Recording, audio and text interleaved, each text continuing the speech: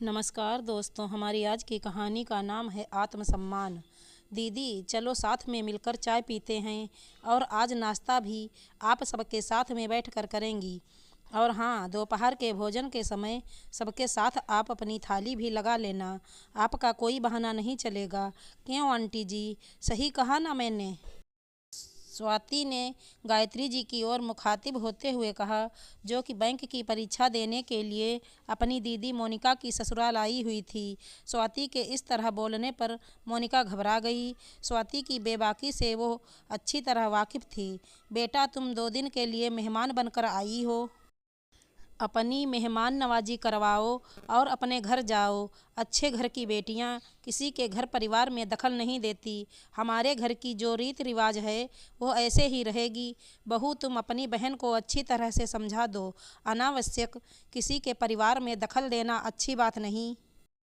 मन की कड़वाहट को शब्दों की चाशनी में लपेटते हुए गायत्री जी ने स्वाति से कहा, बातों ही बातों में बात ना बढ़ जाए, इसीलिए मोनिका स्वाति को अपने कमरे में ले गई और वहां उससे कहा कि देखो स्वाति, तुम इतने दिनों तक मेरे घर में रही हो। तुमने जो भी देखा और सुना है, हो सके तो माँ बाबूजी से मत कहना। इस राज को राज ही रखना। और अब तुम भी चुपचाप रहो। ज़्यादा कुछ कहने सुनने की ज़रूरत नहीं, समझी तुम? स्वाति का कान खींचते हुए मोनिका ने कहा, बात राज रखने की नहीं है दीदी, लेकिन आपका भी तो कुछ आत्मसम्मान है। मैं देख रही हूँ किस तरह से आप इस घर में सिर्फ एक काम करने की मशीन बनकर रह गई हैं। ऐसा नहीं कहते छोटी, घर है मेरा, त्याग और समर्पण से ही तो घर संसार बनता है। स्वाति को समझाते हुए मोनिका ने कहा, त्याग और समर्पण सिर्फ क्या बहुओं के हिस्से में ही आता है क्या? परिवार के सदस्यों की कोई जिम्मेदारी नहीं। मुझे आपकी यह सब बातें बिल्कुल पसंद नहीं। और सच कहूँ तो दीदी, इन 2 दिनों में आपके घर में रहकर, आपका रहन सहन देखकर पल पल कितना रोई हूँ मैं।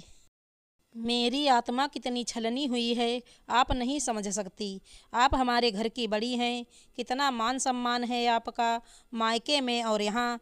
क्या माँ बाबूजी कभी यह सहन कर पाएंगे? उन्होंने तो यही सोचकर आपका ब्याह इस घर में किया था कि समाज में इज्जतदार रईस लोग हैं, बेटी को राजरानी बनाकर रखेंगे।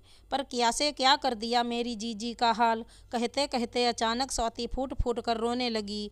स्वाति ने देखा था कि किस तरह से सुबह से उठकर मोनिका पूरे घर की साफ सफाई करती, फिर सभी का चाय नाश्ता और गरम गरम खाना बनाकर सभी को खिलाती।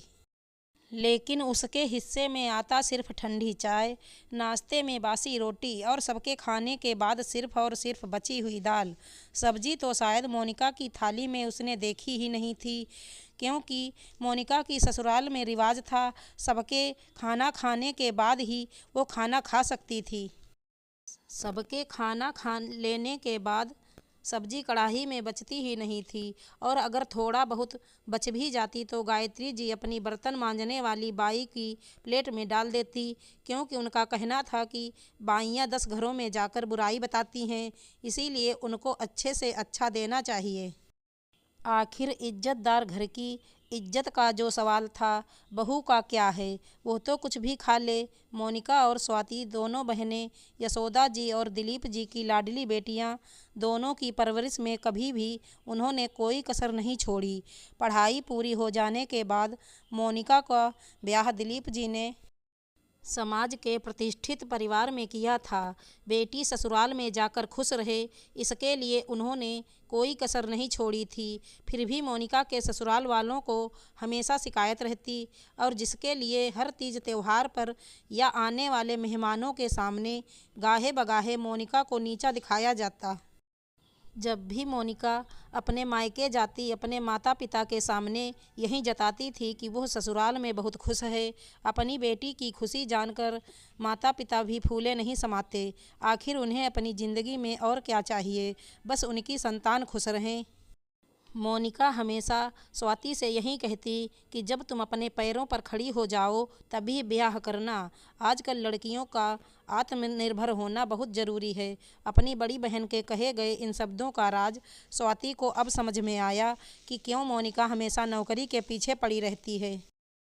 अपनी दीदी से वादा लेते हुए स्वाति ने कहा कि सिर्फ मैं एक शर्त पर माँ बाबूजी को कुछ नहीं बताऊंगी कि आज से और अभी से आप अपने आत्मसम्मान के लिए आवाज़ उठाएंगी।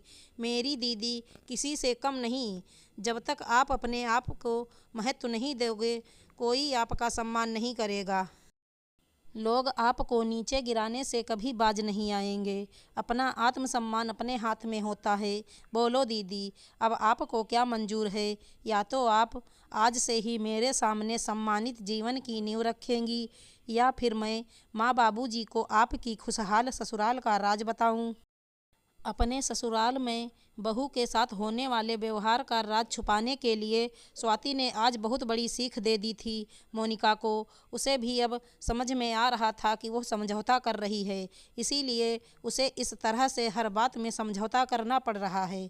लेकिन अगर वो अपने लिए आवाज़ उठाएगी तो मजबूरन गायत्री जी को झुकना ही पड़ेगा। चल बहन, तू जीती मैं हारी। अब तू देखना अपना आत्मसम्मान मैं कैसे बचाती हूँ। अगले दिन सुबह की चाय सबके लिए बनाकर मोनिका ने बिना किसी का इंतज़ार किए गरम गरम चाय का मज़ा लिया। नाश्ता बनाने के लिए जो सामान गायत्री जी ने निकाल कर दिया, उसमें मोनिका ने अपना हिस्सा भी बढ़वा लिया। स्वाति के सामने गायत्री जी कुछ भी नहीं बोल सकती थी। अपनी रसोई की पूरी कमान उन्होंने अपने हाथ में ले कर रखी थी। काम पूरा मोनिका करती थी, लेकिन क्या बनना है और कितना बनना है वह सब गायत्री जी की निगरानी में होता था। दोपहर की सब्जी भी जब गायत्री जी ने निकाल कर दी तो मोनिका ने साफ साफ शब्दों में कह दिया, कल से माँ जी सब्जी थोड़ा ज़्यादा मंगवाया कीजिए, या फिर मैं अपने लिए पहले से निकाल कर रख लिया करूँगी, क्योंकि सब्जी के बगैर मैंने अपने मायके में कभी खाना नहीं खाया। मोनिका के इस बदले हुए स्वरूप से गायत्री जी हैरान थी, पर स्वाति की मौजूदगी में कुछ कह भी नहीं सकती थी। आज अपनी बहन के साथ हंसते बोलते हुए मोनिका ने अपने आत्मसम्मान की नींव रख ली थी। घर के पुरुषों तक यह बात ना पहुँचे और बात आगे ना बढ़े, इसीलिए गायत्री जी भी अब मोनिका से कुछ नहीं कह पाती। उनकी समझ में आ गया था कि अब बहू ने सर उठाना सीख लिया है। उनकी ज्यादतियों को अब ज़्यादा दिन तक सहन नहीं कर सकती। बड़े घर की बहुओं की खुशहाली का राज स्वाति अपने मन में दबाकर अपने घर वापस आ गई, पर घर आकर फ़ोन पर मोनिका को हिदायत देना नहीं भूलती। खबरदार दीदी, जो अपने आत्मसम्मान से आपने समझौता किया, वरना मुझसे बुरा कोई नहीं होगा। और दोनों बहनें दिल खोल कर हंस पड़ती। आशा करती हूँ हमारी कहानी अच्छी लगी होगी। धन्यवाद दोस्तों।